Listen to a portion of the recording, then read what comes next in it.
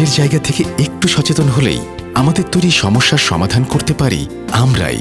তাই তো carbon emission কমাতে Robi eco friendly green telecommunication network হিসেবে হাতে নিয়েছে advancing to zero initiative Rabi.